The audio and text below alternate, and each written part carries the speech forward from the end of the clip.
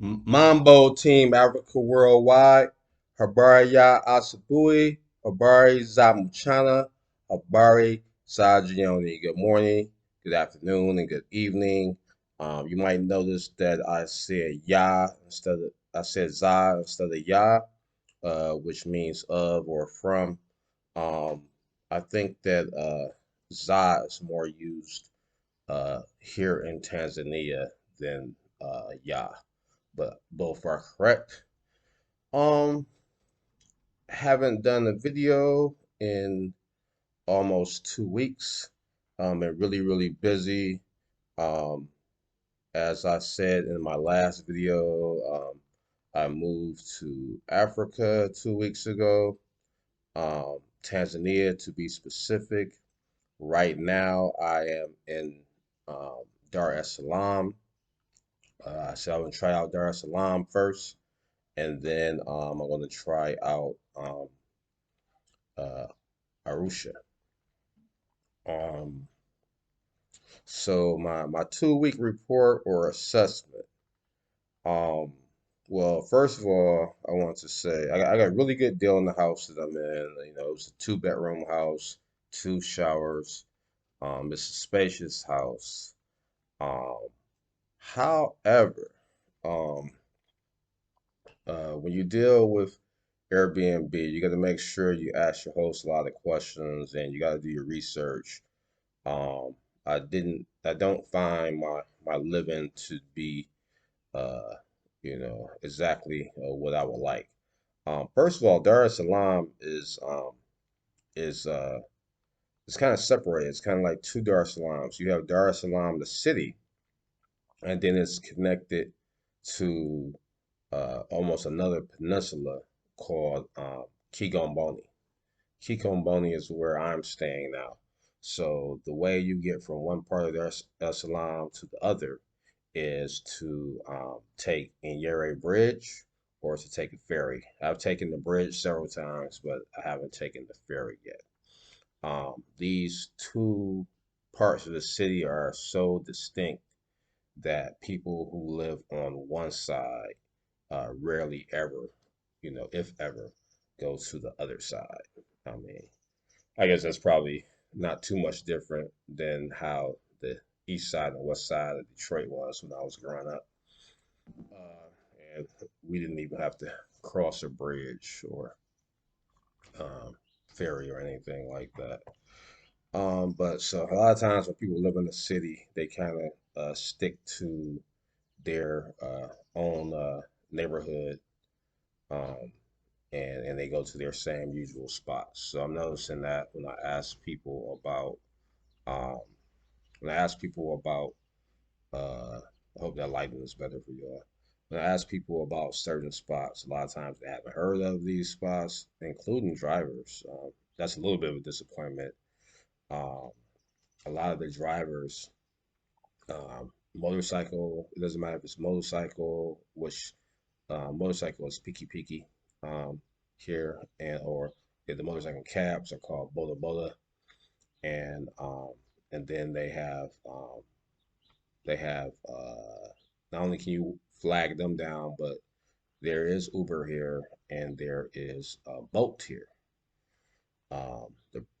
I always when I deal with the cars, um, I go through an app. When I go through the app, then you don't have to worry about negotiating as much. You don't have to worry about somebody trying to overcharge you. A lot of times with motorcycle cabs, if I usually only take them short distances. I don't take them real far, and I'm able to negotiate that pretty good. Um, but one thing about crossing the bridge, there is a toll. It's not a lot, but it can be between um, 1,500 Tanzanian shillings or 3,000 Tanzanian shillings. But the thing is, it can add up if you're going back and forth every day. And so it's actually included in your fare when you order a ride through the app. And so the driver is supposed to pay it because they're already getting paid by the company. But what they would try to do is try to trick you into paying for the bridge toll twice, to pay it for them to them and pay it to the company. And so I have not ever done that. I just tell them I'm not doing it. And when you stand firm and you let people know that you know what's going on, then they tend to back away from those type of tactics. It's sad that it's that way, but I'm not faulting anybody. I know the circumstances. I know that um, I mean, they did the same thing when this type of thing when I was in Kenya, and Kenya's economy is much better than Tanzanian economies. So it's the situation is what it is. And since now that I brought up Kenya, as far as mentioning the differences, like I've been to Kenya 4 times. I've been to Mombasa. I've been to Diani. I've been spent a lot of time in Nairobi, and I've been to a suburb of Nairobi. I think it's called Kiambu. Um, and there's a lot of things I liked about Kenya. But one thing I didn't like about Kenya, it appeared to be a little too Western from my perspective. I think it's a good city as far as a gateway city for somebody who doesn't want to experience any culture shock because they speak a whole lot of English in Kenya.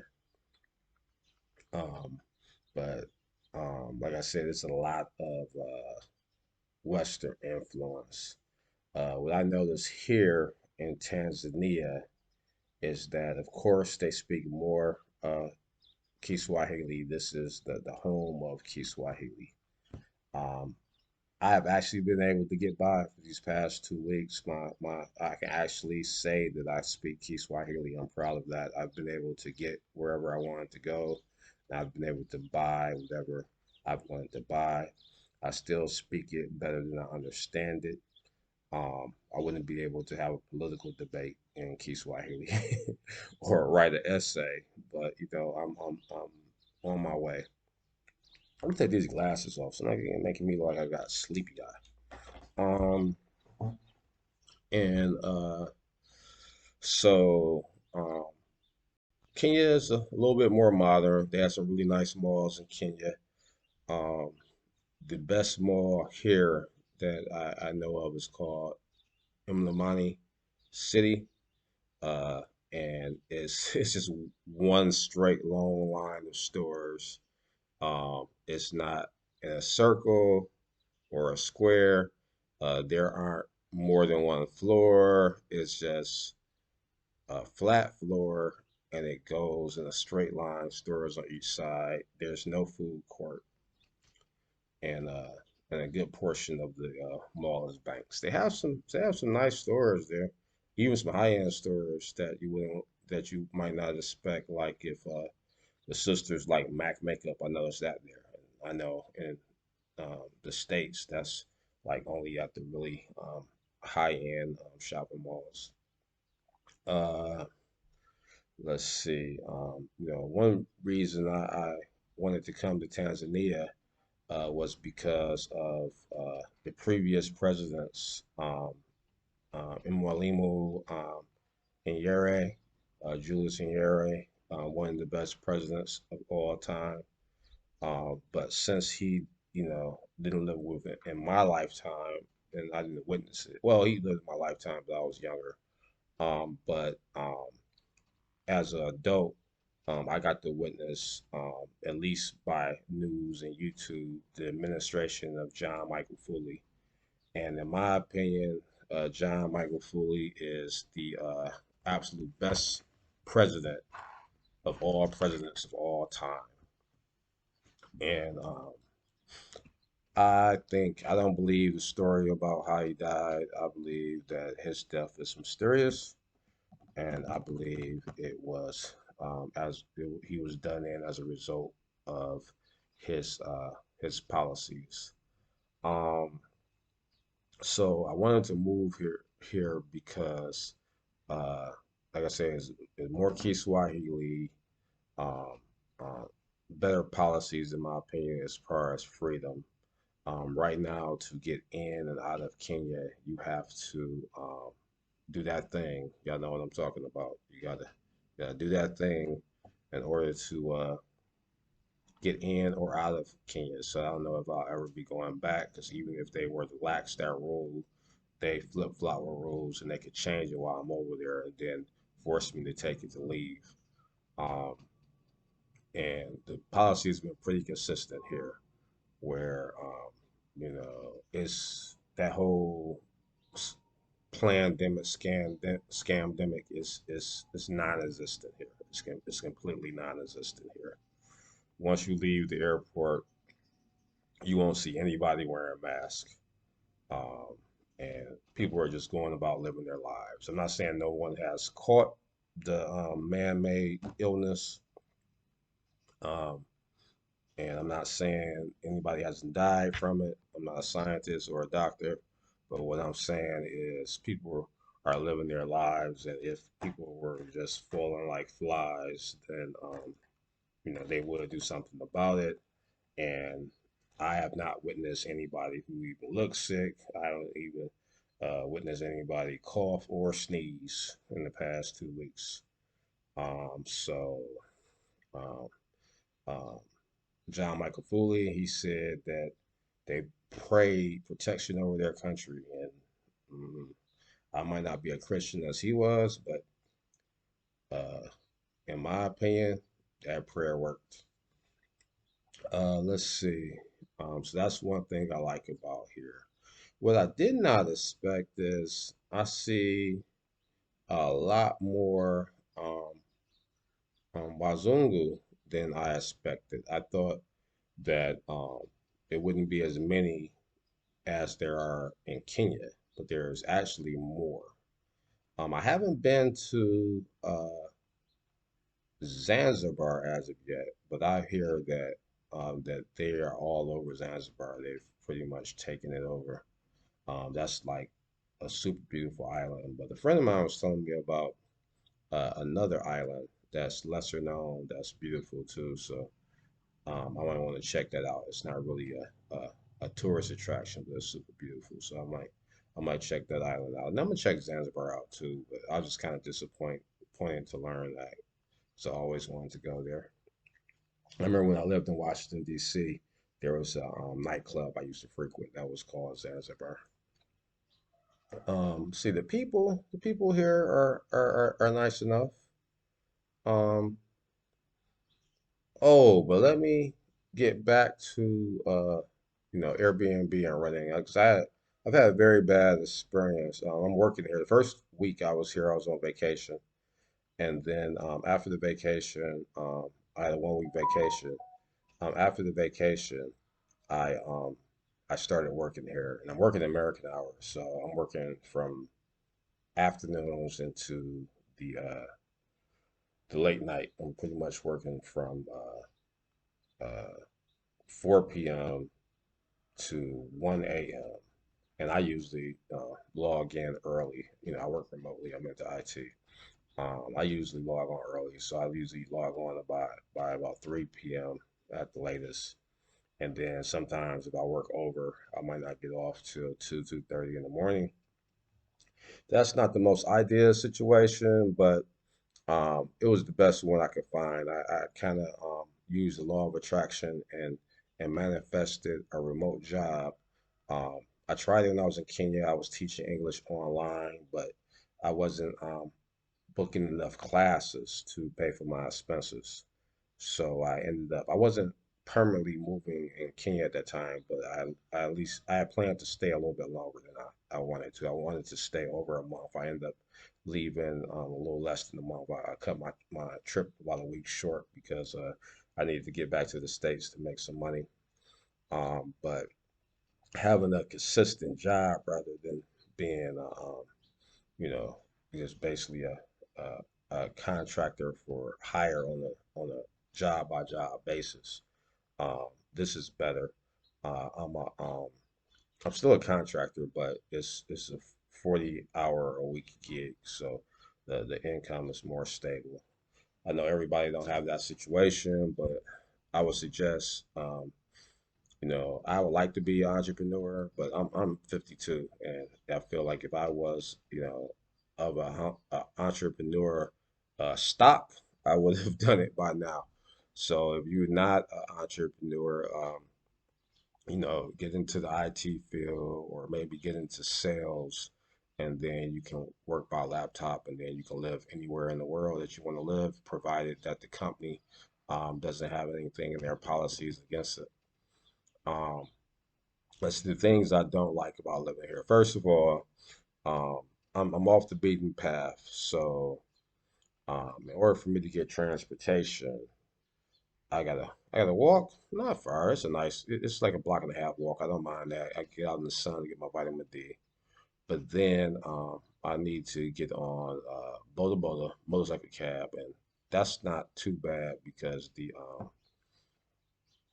um, the stand, one of the motorcycle stands, is not far from me. So I usually, once I get to that street, I just throw up my arm, and they come.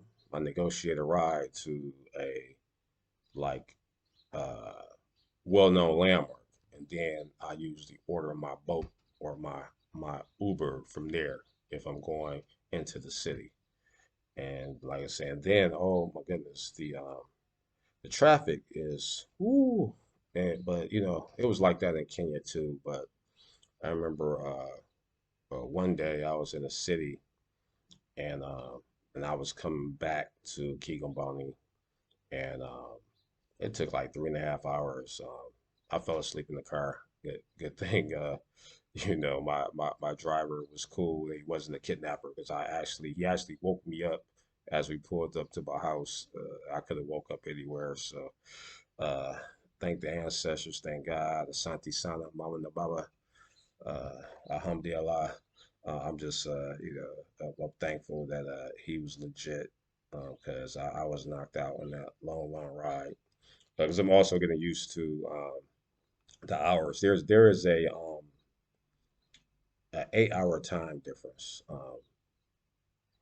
from East New York or East U.S. time. I'm from Detroit, so it's 8 hour. We're 8 hours in the future here in East Africa. East African time is 8 hours in the future. Once they do daylight savings time, it'll be 7 hours into the future. So that's an adjustment. And then, like I say, I'm working American hours. Uh, so I said the transportation issue is a little bit of an issue from where I am. Also, um, the particular place that I'm running doesn't have Wi-Fi, and I was like, well, no problem. I'll just get a Tanzanian phone because that's what I do when I go to another country. I buy a phone from that country so I don't have to worry about swapping out SIM cards back and forth and potentially losing one of the SIM cards. And if I lost my American SIM card, that would be horrific. Um, so I usually buy a phone. I own a phone from Kenya. It's now on a phone for Tanzania. And I was just like, I'll get a phone that has hotspot capabilities, and I'll just use my hotspot. Um, well, that has proven not to really be that strong. It's strong enough to do anything you want to do on a social level, but when you work in, you need a lot more bandwidth because when you're using these virtual desktops, they tend to eat up a lot of data. So because of that, when I have my video conferencing meetings, it stutters a little bit, and that's not looking good for me. But I'm about to move to a condo, and they have fiber internet there, so that problem should be eliminated. Another thing I don't like about staying here is that the electricity is not covered. Like everywhere I lived, when I stayed when I was in Kenya, the host always took care of the electricity and it was included in the price. Here, the electricity is not included in the price. And on top of that, the host didn't take care of it. Um, the host actually wanted me to purchase the tokens, the power tokens from the energy company, which is Tanesco, and get the token, and then enter the token into um, this meter. They have these meters in the house, and once you enter the token into the meter, then the power company knows to send the power to the house. Um, and This proved to be horrible because I have no idea how much power is needed, and and I don't know. I think maybe my host, she was listed as a super host, but it doesn't seem like she has a lot of experience in this matter, or maybe this is a new property. I don't know, but uh, the bad thing is I actually lost power for a day, and I thought maybe it was just sometimes in Africa the power goes out for a while, and I wasn't gonna complain about that because that would be have nothing to do with the host, but the power actually went out because she didn't put enough units on it to last for my stay, and she wanted me to do it, and I didn't know when to do it, and the power went out, and what she didn't know herself, I don't know why she didn't expect me to know, that if the power goes all the way out, even if you buy power, you can't put the token in unless you take the meter to a house that has power and plug the meter in, even though the meter has backup batteries, and I bought new batteries, but the that's not enough power to send the signal out to the power company. So she had to call somebody, and then they had to take the box somewhere and actually get the token in there for the electricity to come up. And it was scary because I didn't have any fans. I don't really use air conditioning that much, but I didn't have any fans. So I was sweating. I didn't want to be on my business meetings sweating, and then even if you use a light, people can still see that the room around you is dark. So I didn't want that, and I was scared that that was going to happen, and I would have to explain it. And then also all of my devices, my laptops and my phones, both got super low to draining all the way out. And if that would have happened, it would have interrupted my work. I was super worried, but the power got on in the nick of time before all of my devices went out. And the power got on in time where my next video meeting, um, I was able to do that without any problems. Uh, but yeah, so due to the power and the Wi-Fi situation, and just being away from um, the downtown area and the mall and everything, I wouldn't suggest anybody move to Kigamboni. I know there's different resorts over here, and they have access to the beach, but there's beaches on the other side too. So um, no disrespect to the people who live in Kigamboni, but I wouldn't suggest anybody living over here long term. Maybe if you just wanted to stay in a resort for a day or two or something. And I say definitely, if you get an Airbnb, make sure that your host is going to take care of you. I feel like my host is not taking care of me. I mean, they were nice. To pick me up from the airport. I thought that was nice, and that was a whole ordeal in itself. I'm not gonna even talk about everything I went through to get here because that's super crazy. But um, I'll probably do another video about that. It'll take a while. But my host did send some family members to pick me up from the airport. That was good, but um, she really didn't take care of me on this power thing, and I feel like I shouldn't have to do any of the things that I explained to you as far as dealing with the power company and the meter box and all that type of stuff. I felt like me as a guest and a foreigner, um, that should have been taken care of for me by the host. I don't mind paying for it. Um, um, that's what I agreed to do, but I feel like the administrative part of it should have been handled for me.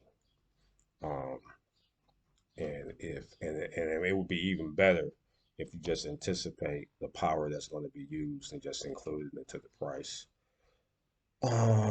See, what else can I say? Like I say, I'm about to move to a condo with with fiber internet. So that's going to be good. It's in the city. I don't know exactly where it is, but it's going to definitely be an improvement from being on this side of the bridge. Um, it costs a little bit more, but they have a gym there, they have a pool there. So yeah, so I mean, the house I live in is a wonderful house. It's a nice house. It's beautiful. It's spacious. The neighborhood is cool. The neighbors are nice. Um, but no, I'm about to go back to city life, at least while I'm in Dar es Salaam. And when I go to Arusha, I'll do more research and I'll decide if I'll probably start off in the city to be on the safe side in Arusha, and then maybe I'll try some off road living there too. But I just have to make sure that I'm really prepared with my internet and power situation.